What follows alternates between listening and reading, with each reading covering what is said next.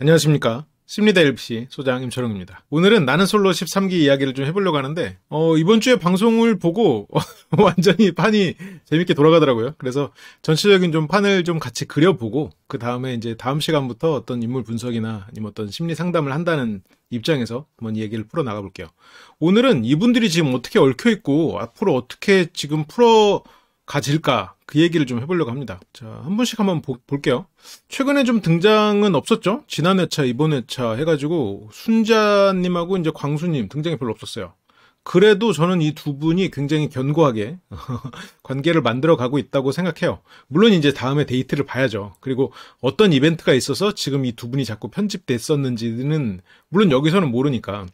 근데 어떤 술자리나 이런 식사 자리 이런 걸 보면은 이제 광수님이 뭔가 다른 일을 할 때가 아니면 대체적으로 그 테이블에 항상 그 끝자리에서 두 사람은 마주보고 있는 자리를 하고 있더라고요. 그러니까 대놓고 우리 커플이야까지는 아니어도 항상 이렇게 가까이에서 머무는 걸 보면 이 두 사람은 좀 교감이 이루어지고 있다. 최소한 뭐 연인 같은 사이는 아니어도 상당히 다른 사람들보다는 좀 친밀한 관계를 유지하고 있다라고 보여져서 이 두 사람은 굉장히 견고한 그런 상태가 아닌가. 그냥 제가 이 두 분을 응원하는 마음이어서 이 두 분을 견고하게 보고 있는 걸 수도 있겠죠. 시청자의 마음이라고 봐주세요. 어떤 분석의 결과라고 생각하지 말아주십시오. 그 다음으로 또 폭풍의 중심에 계신 분이 또 영숙님이죠. 그리고 이 영숙님을 좋아하는 두 분. 그게 이제 영식님하고 영철님. 근데 여기에서 이제 영숙님이 이 두 분 사이에서 좀 갈등을 하고 계시죠.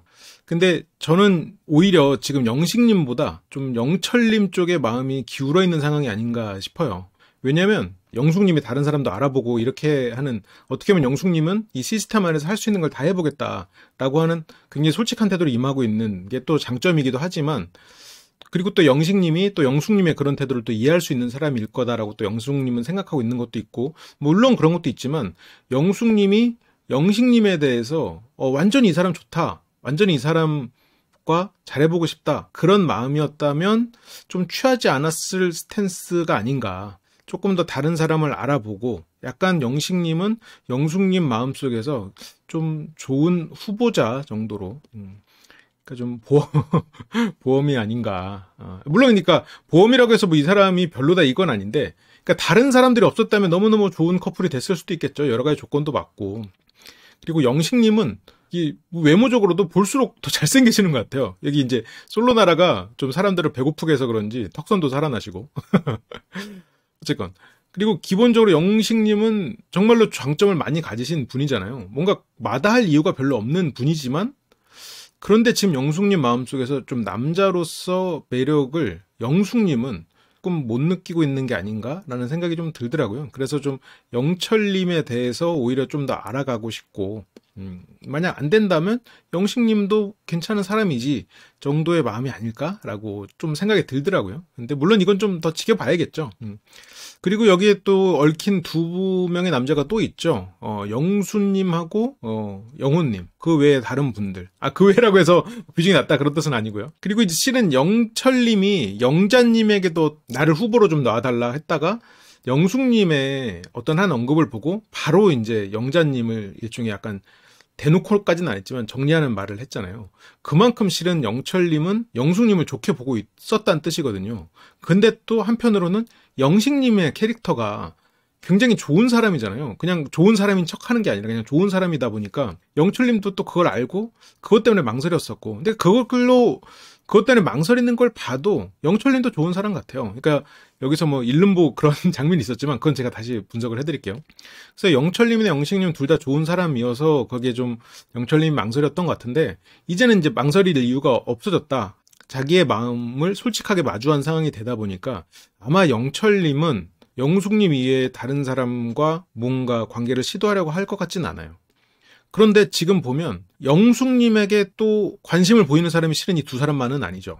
영수님도 있고, 그리고 영호님도 있죠. 그런데 영호님, 물론 영숙님이 영호님을 처음에 관심을 갖긴 했었지만, 영숙님은 지금 이제 영호님을 한편으로는 이제 배제를 한 상황이잖아요. 그 대화가 너무 잘 안 됐고, 대화의 리듬 자체가 자기와 너무 다르다는 생각을 했기 때문에 일단 영호님은 배제가 된 상황. 영수님도 이제 영숙님에게 어느 정도 좀 호감을 표시를 하고 뭐 데이트를 해보자라고 했지만, 아마 이제 영숙님과 영자님이 잘 돼가는 것, 뭐 그리고 현숙님과 잘 돼가고 있었던 것처럼 보이는 것들, 이제 그런 것들을 보면서 영숙님이 영수님을 호감 있게 바라보지는 않게 되지 않을까. 그러니까 속내를 좀 솔직히 드러내고, 그리고 좀 지기 싫어하는, 그러니까 솔직하고 지기 싫어하는, 그러니까 상대도 솔직하길 바라는, 그러면서도 지기 싫어하는 그런 영숙님의 특성상 영수님에게 처음에는 좀 끌릴지언정 시간이 지날수록 영수님과는 좀 잘 되기가 좀 힘들 것 같고, 그러면 남은 영숙님의 후보자는 결국 영철님 아니면 영식님인데 현재로서는 조금 영철님에게 더 끌리고 있는 게 아닌가, 뭐 그런 생각이 좀 듭니다. 그리고 영훈님은 영숙님을 좀 관심 있게 생각하지만 기본적으로 영훈님은 현숙님에게 조금 더 관심이 있어 보여요. 근데 아직까지는 이제 영훈님이 지금 이 13기의 전쟁에 아직까지 전면적으로 뛰어든 것 같지는 않아 보여서, 물론 본인은 굉장히 열심히 하고 이제 그러고 있지만 너무 이렇게 전체적으로 분위기를 띄우는 것, 약간 그런 쪽에 조금 더 신경을 쓰고 계시는 것처럼 보여서 좀 다른 분들에게 좀 어필을 좀 못하고 있는 게 아닌가. 시간이 좀 더 많이 주어졌다면 영훈님에게 기회가 있을지도 모르겠는데, 조금 이번에는 영훈님이 뭔가 하기가 좀 어렵지 않겠나, 뭐 그런 생각이 좀 들긴 들어요. 그리고 어쨌든 폭풍의 중심이죠, 영수님. 화살표가 가장 많이 가 있는 분인데, 그래서 어쨌건 영숙님에게 가는 이 화살표는 좀 이루어지기 힘들 것 같고, 그리고 나머지 세 화살표는 제가 뭐 점선을 하긴 했지만 어쨌건 지금 현재 현숙님하고 굉장히 접점이 많고, 그리고 현숙님에게도 어쨌건 어필을 한 상황이죠. 마음이 있는 것처럼 어쨌건 거울 같다는 얘기도 했었고, 그리고 옥수님과는 그 반창고로 이어진 인연이 있고, 영자님과는 이번 회차에서 보여진 것처럼 그 연주를 들어준. 그런데 영수님이 바라는 이성은 영자님에게 가깝다고 봐요. 이거는 제가 이번 회차 장면 보기 전에도 말씀을 드렸었죠. 그러니까 영수님은 자기가 음악을 연주하고 있을 때 그걸 들어주거나 음악을 할 줄 안다면 그걸 옆에서 같이 하는 사람을 바라요. 그게 자기소개 그 인터뷰에서도 했거든요. 자기소개 때 한 건 아니고 인터뷰 때도 그 말을 하는데, 그런데 현숙님은 어때요? 각자 취미생활하고 만났을 때 열렬히 사랑하는 걸 바란단 말이에요. 영수님은 각자 취미생활 하는 걸 바라는 게 아니에요. 내가 취미생활 할 때 옆에서 지지해주는 사람을 바라죠. 그런데 지금 일단 영숙님은 그런 약간 음악이나 이런 취미가 어떤지 모르겠어요. 그런데 어쨌든 영숙님은 영수님과 그런 성격상 좀 잘 맞긴 좀 힘들 것 같고, 현숙님하고 성격은 맞는 것 같지만 영수님은 온전한 지지, 온전하게 자기를 의지하는, 혹은 나도 또 그렇게 의지할 수 있는 좀 그런 관계를 바란단 말이에요. 자기를 인정해주고, 자기를 항상 어떤 상황에서도 감싸주고, 그래서 굉장히 사랑에 목마른 사람이잖아요, 영수님은. 그러다 보니까 현숙님과는 실은 여기에서 만약 다른 분들하고 잘 안 된다면, 어쨌건 뭐 현숙님을 거절하기까지는 안 하겠지만 다른 선택지가 있을 때 현숙님을 선택할 것 같진 않아요. 그런데 그러면 결국 지금 영수님이 우선순위로 마음속에 두고 있는 분은 옥수님하고 영자님이었는데, 물론 이게 약간 취한 상태이긴 했지만 옥수님이 자기의 노래를 들어주지 않았단 말이에요. 그러면 그걸에서 영수님은 옥수님과 관계를 좀 포기하지 않을까, 그런 생각이 좀 들었습니다. 그러면 결국 남는 건 영자님과 영수님, 이 두 사람, 뭐 이게 꼭 두 사람이 된다 이게 아니라 가장 그래도 가능성이 높은 게 저 두 분이 아니겠는가, 그런 생각이 좀 들었어요. 근데 이제 그 이전에 상철님이 영자님을 좀 호감 있게 생각을 했었죠. 그리고 대화도 잘 됐었고, 그리고 옥수님과도 나쁘진 않았어요. 근데 이제 제가 전에 1대3 데이트에서 얘기를 했지만 영자님과의 데이트가 가장 좋았을 것이다. 가장 대화가 잘 됐었다라고 얘기를 했었죠. 그리고 현숙님에게도 지금 호감이 있는 상태죠. 근데 제가 이제 이걸 그 영자님 쪽으로 제가 점선을 표시한 이유는 영자님에게 마음이 적다가 아니라 가능성이 없어졌기 때문에. 왜냐면 이제 영수님은 다 어느 정도 호감을 가진 상태로 여지를 끊지 않고 이렇게 알아보려고 했던 것이라면, 상철님은 뭔가 여지를 두지 않은 상태에서 좀 스스로가 결정을 하려는 거에 좀 가까웠었을 거라고 보거든요. 그리고 그거의 결정을 영자님으로 어느 정도 내렸었다고 봐요. 그러니까 상철님이 약간 외모와 성격에 갭이 좀 있는 것 같은데, 외모는 조금 여리여리하고 약간 아이돌 같은 느낌이잖아요. 근데 성격은 생각보다 훨씬 더 남자다운 성격인 것 같아요. 좀 맺고 끊는 것도 확실하고, 그리고 약간 애매한 거 싫어하고, 그리고 약간 강강약약 그런 느낌도 좀 있어요. 그래서 강강약약이다 보니까 이 사람이 예의 바르고 또 외모도 이렇게 하얗고 이렇게 좀 뭐라고 그래야 돼요? 약간 어리게 생겼다 보니까 사람들이 그냥 좀 이래도 좋고 저래도 좋은 약간 그런 성격인 것처럼 사람들이 오해할 수가 있는데 상철님은 굉장히 뭐랄까 오히려 약간 상남자 스타일? 기명기고 아니면 아니다? 약간 이거에 가까운? 그래서 어떻게 보면 상철이란 이름을 받은 것 같기도 해요. 상철님은 이제 옥수님이나 현숙님과 무언가 오히려 만약 기회가 된다면 이 두 분과 기회가 될 가능성이 오히려 남은 게 아닌가. 영자님에게는 이제 마음이 돌아선 게 아닐까 싶은 생각이 좀 있어요. 상철님의 장점이라고 봐요, 저는. 그러니까 그만큼 좋은 면에서는 책임감도 있고, 그리고 뭔가 상대에게 좀 믿음을 주고 싶어 하는 그런 사람인 것 같아요. 그러니까 그거를 바꿔 말하면 상대도 나에게 그러길 바라는 거죠. 근데 어쨌건 그게 영자님과는 좀 쉽지 않겠다라고 하면 상철님이 좀 결론을 내리셨을 것 같고, 그렇다고 지금 상철님이 옥수님을 좋아한다, 현숙님을 좋아한다, 그건 아니고, 지금은 이제 상철님이 화살표가 어디로 갈지는 모르겠다. 인데, 간다 그러면 옥수님과 현숙님. 근데 이거는 이제 데이트가 어떻게 기회를 만들어 나가느냐에 따라서 다를 것 같아요. 그래서 지금 상철님은 현재로서는 만약 화살표가 혹시라도 마음이 어디론가 향한다면 옥수님이나 형수님 둘 중에 한 분이겠죠. 근데 일단 현숙님 자체가 영수님에게 굉장히 마음이 가 있는 상태잖아요. 그리고 이제 정숙님은 상철님을 좋아하지만 그 마음은 이제 돌려받기 힘들 거다라는 거는 이제 그 최신화 전에 그 전에 데이트에서 이미 말씀을 드렸었죠.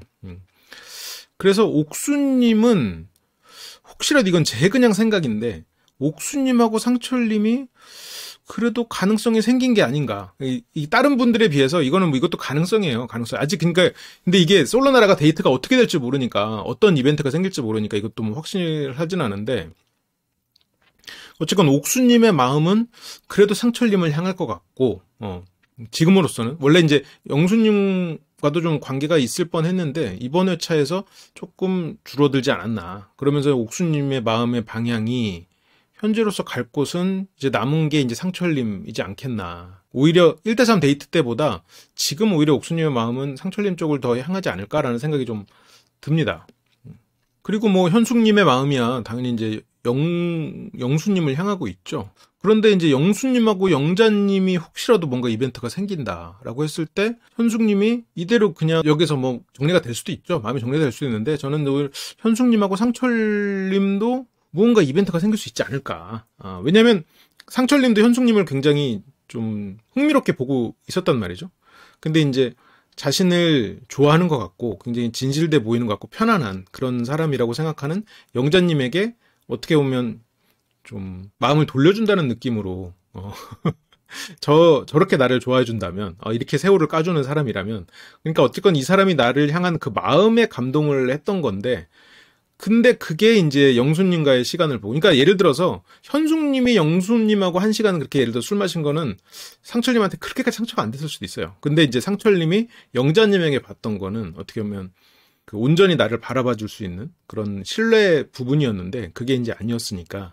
근데 이제 영자님의 성격 자체가 일단 모성이 굉장히 강한 사람이다 보니까 술을 마시고 좀 음정 같은 게 좀 틀리더라도 그렇게 나를 위해서 노래를 불러주는 이제 그런 사람, 그런 이 사람의 어떤 약한 모습 그런 거를 보고 그 자리를 떠나기는 좀 어려웠을 거라고 봐요. 그리고 또 영수님이 또 그런 걸 가지고 또 어필을 또 잘하는 사람이고 그러다 보니까 일단 오히려 지금 영자님의 마음이 영수님, 상철님의 가장 어떻게 보면 지금 당장 누구를 고르세요 그러면 상철님을 고를 것 같긴 한데 결과적으로는 영수님과 관계가 오히려 더 깊어지지 않겠나. 영수님과 영자님.